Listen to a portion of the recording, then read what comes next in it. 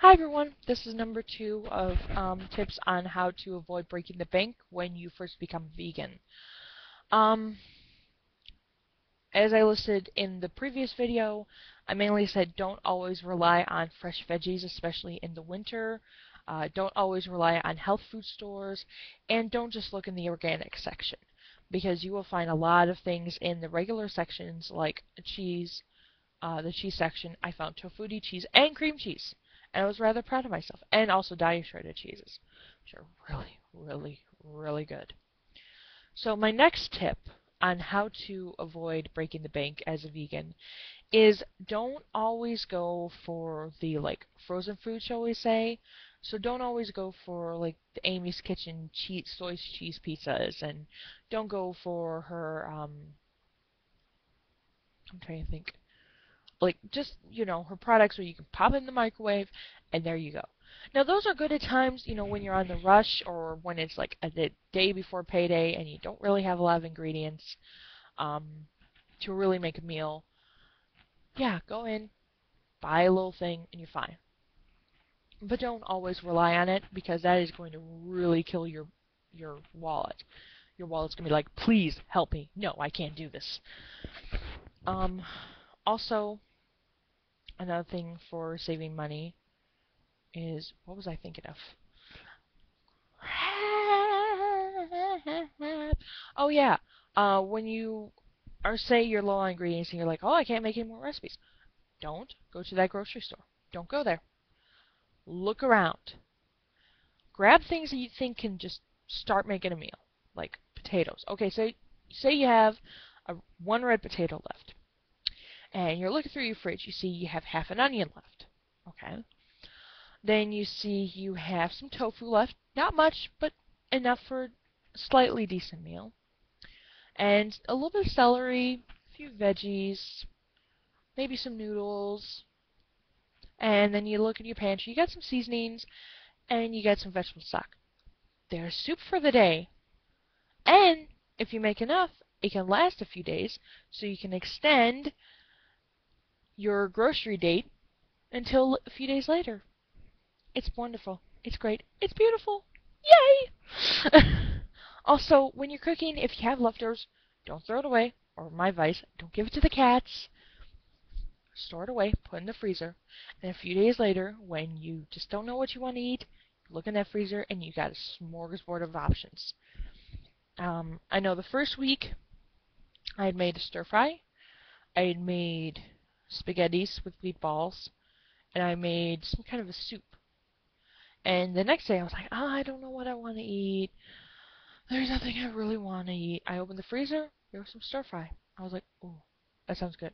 So I had the stir fry. And it saved a lot of money because I didn't have to go out and say, oh, well, now I got to buy more or whatever. The next major tip is when you're eating out.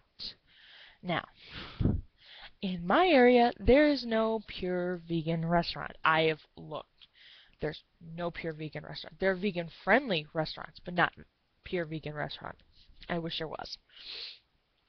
So when you're going out with family, especially if you're the only vegan in the house, you're going to have to find a way to have a vegan dinner or lunch or whatever without compromising your decision to become vegan. I know with Denny's, as that's a restaurant that's all over the country. I don't know about all over the world, but it's definitely all over the country. Um, excuse me. Excuse me.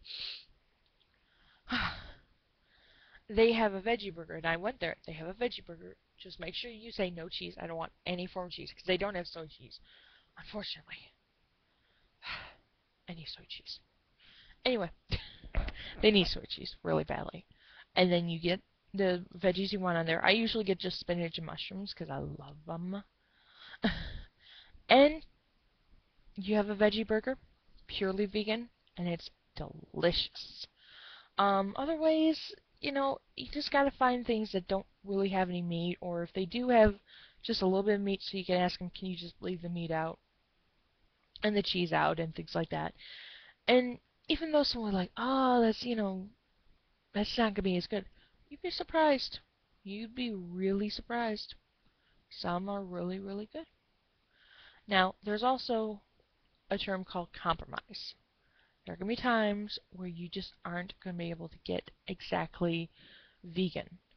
Um, and on those terms, like Golden Corral, if any of you have heard the buffet, Golden Corral, I find it very hard to. I mean, I find a lot of vegan stuff, but it gets really frustrating because even the veggies are sometimes cooked in butter.